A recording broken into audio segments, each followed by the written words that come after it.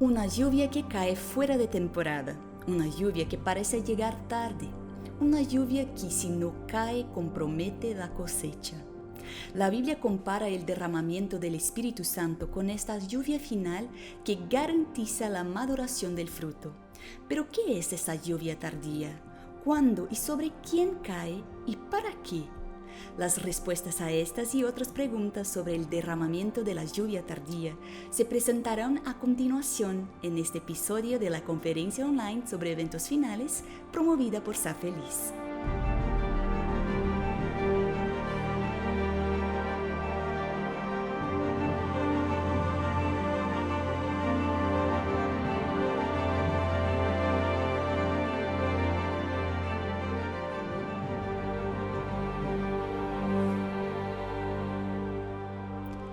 La falta de comprensión sobre la naturaleza de la persona y la obra del Espíritu Santo provoca discusiones, desacuerdos e incluso disensiones que terminan dividiendo iglesias y corrompiendo la fe de muchas personas. Sin embargo, el estudio de estos temas es vital para discernir y combatir ideas que no concuerdan con la Biblia. El pastor Sergio Becerra, doctor en teología y director del Seminario de Teología de la Universidad Adventista del Plata, en Argentina, es nuestro invitado. Presentará el que será uno de los actos finales del Espíritu Santo. Doctor Becerra, es un placer tenerlo con nosotros. Doctor, para empezar, díganos por favor qué es en realidad la lluvia tardía. Tú sabes, Larisa, en la palabra de Dios se utilizan mucho las metáforas para tratar de comunicar conceptos. Eh, yo hablaba con algunos alumnos aquí donde yo vivo y donde enseño, y algunos dicen, bueno, pero ¿por qué las metáforas?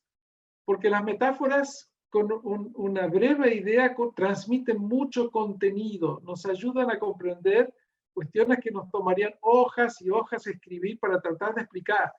Y son mucho más sencillas también de recibir porque las asociamos con cosas de la vida real. Es lo que el Señor Jesús hacía cuando Él predicaba. Él usaba alguna metáfora y dice, mirad los niños del campo. Y con eso, inmediatamente, ¿no es cierto?, la mente de las personas asociaba la enseñanza de Jesús con algo que ellos conocían. Y en este caso, lo que tiene que ver con la lluvia tardía está relacionado con el ritmo del clima. Para la gente de la antigüedad era muy importante el tema de las lluvias, porque permitía la vida, ¿no? Hablábamos hace un momento sobre el hecho que es un país tan seco Palestina, y uno se dice, ¿y dónde está el país donde fluye leche y miel? Esto es un desierto.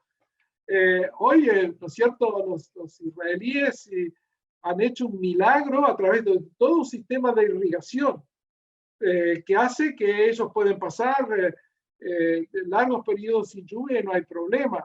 Pero sin embargo, esa agua tiene que venir de algún lado y la sacan del mar de Galilea y la distribuyen a través de todo el país.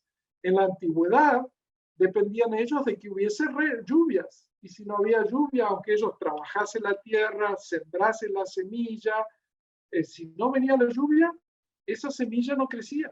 Y entonces el ritmo que nosotros vemos allí en Palestina es que para la producción agrícola era necesario plantar las semillas en el otoño, y luego era necesario esa lluvia temprana que hacía germinar a la planta.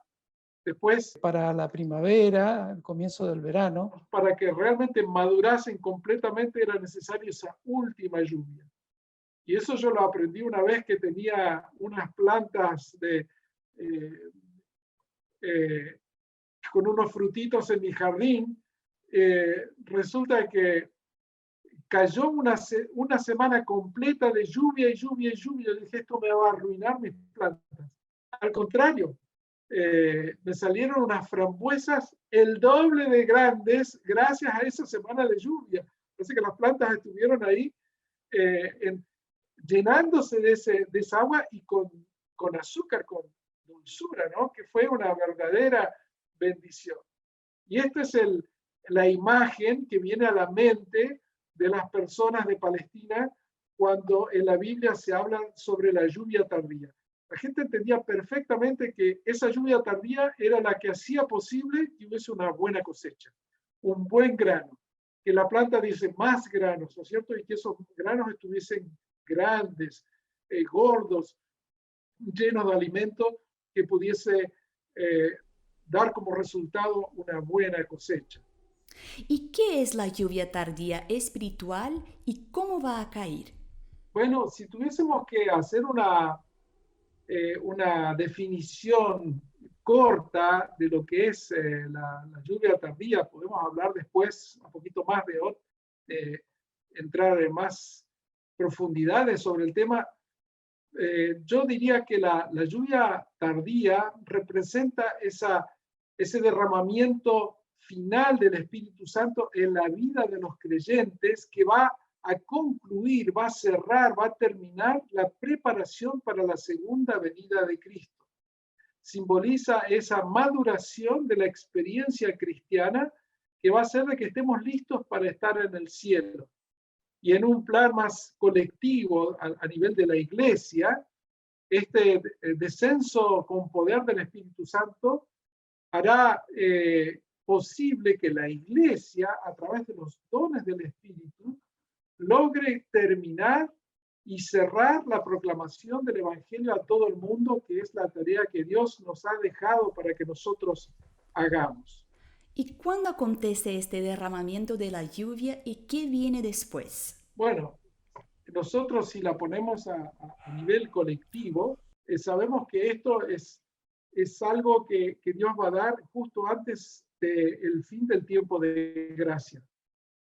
Para que tiene que ser antes del fin del tiempo de gracia porque tiene que ver con la capacitación de la iglesia para dar ese último gran pregón que va a permitir llegar con la proclamación del mensaje de los 3 ángeles del Evangelio a todo el mundo.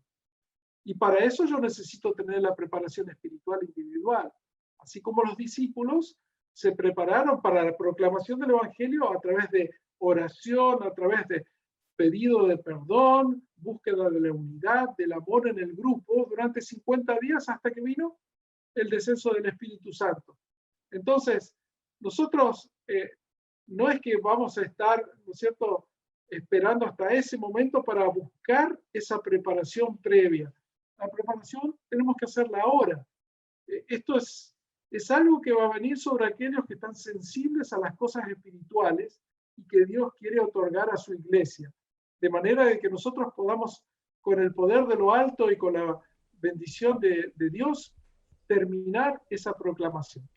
¿Tendremos señales que la lluvia está cayendo?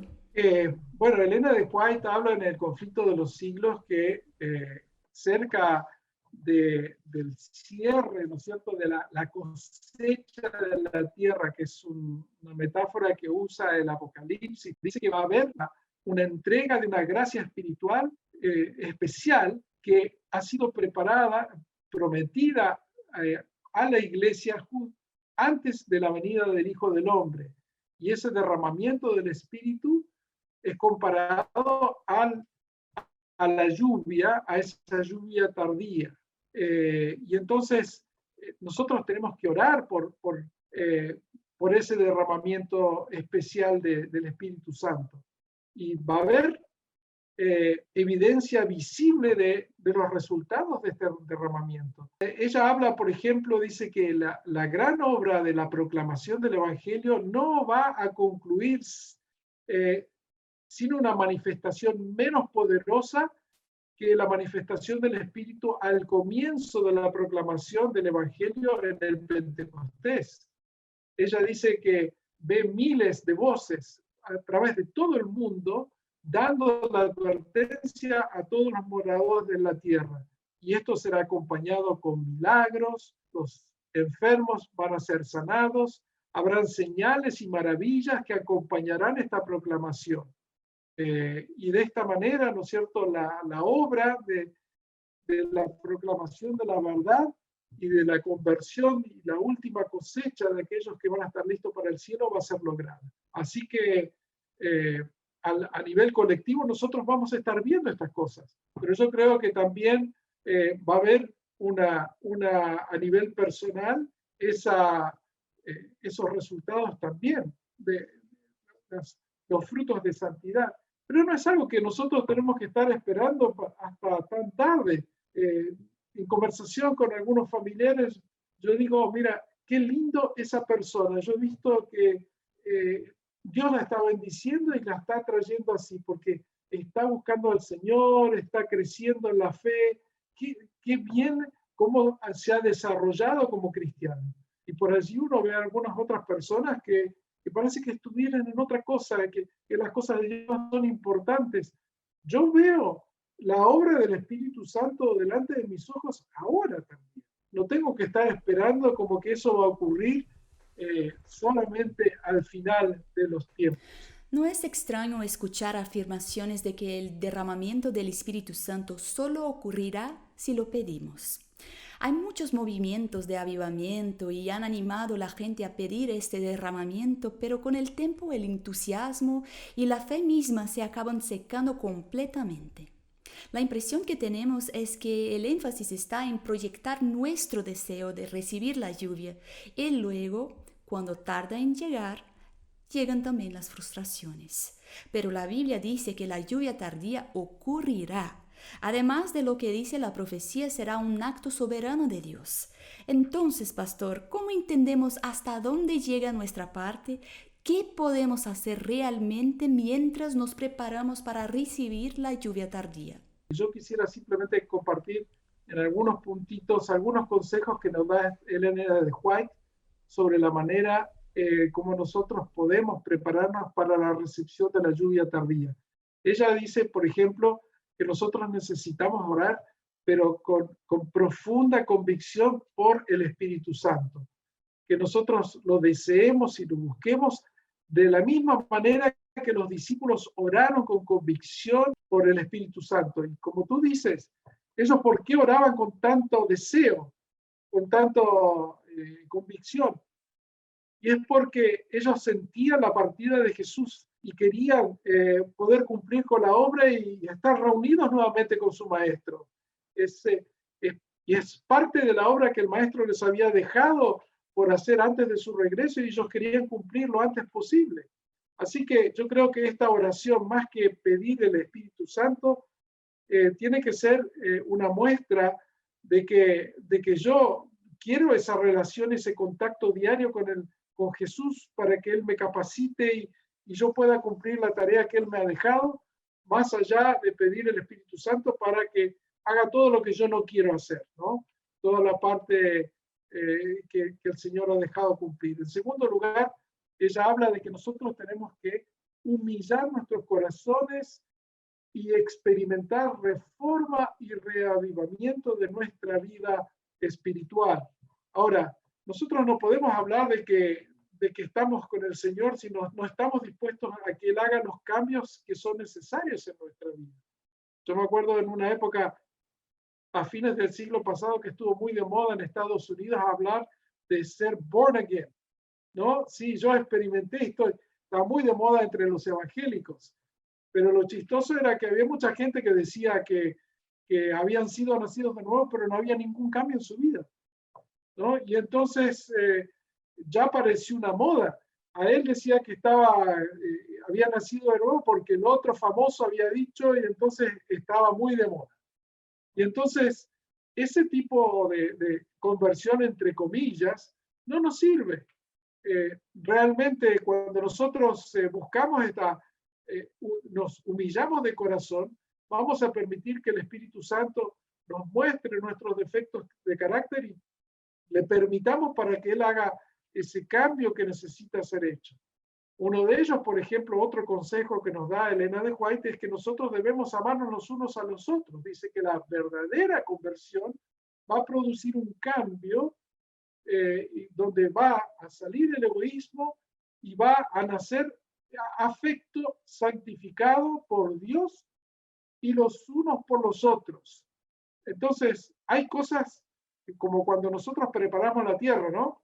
No solamente tenemos que hay que arrancar ciertas yuyos, mala hierba, que están siendo un obstáculo y que si nosotros plantamos la semilla allí, van a ahogar la semilla.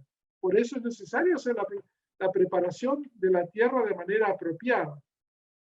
Ella acompaña esto diciendo también que es necesario consagrar nuestra vida totalmente al Señor, porque Dios no permite que nosotros creamos de que podemos usar al Espíritu Santo.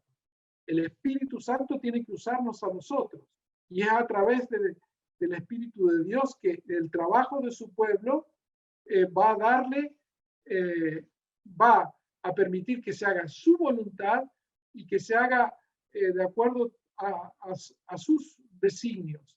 Y entonces eso significa que tiene que haber un renunciamiento, que yo tengo que humillar y ese orgullo, ese yo, entregarlo a las manos de Dios para que Él haga su voluntad en mi vida. Y finalmente, la consecuencia natural es de lo cual estábamos hablando, que nosotros lleguemos a ser obreros activos en la causa de Cristo. Y Elena de White habla directamente diciendo que cuando las iglesias lleguen a ser iglesias vivas, activas, entonces el Espíritu Santo va a ser dado en respuesta a sus pedidos sinceros. Las ventanas de los cielos se van a abrir y van a caer lluvias de bendiciones y la lluvia tardía que Dios está queriendo dar a su pueblo.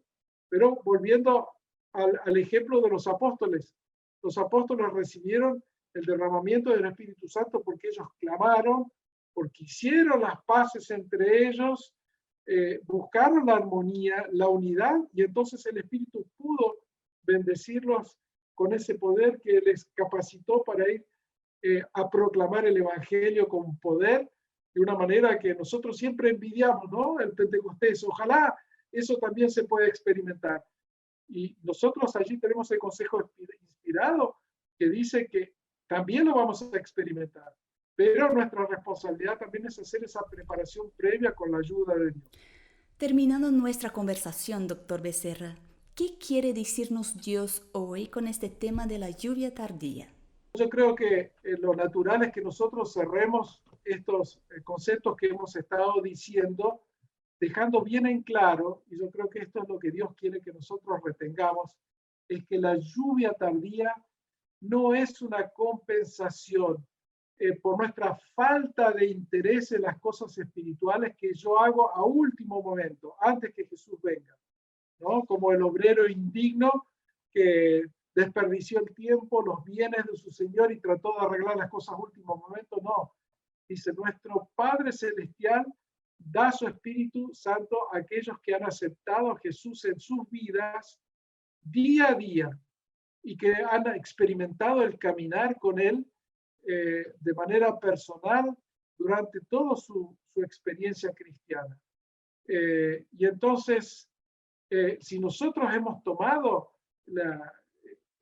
hemos aprovechado la presencia del Espíritu diariamente en nuestra relación con Dios, entonces vamos a distinguir y realmente aprovechar la presencia de este derramamiento especial que se va a hacer en el fin de los tiempos.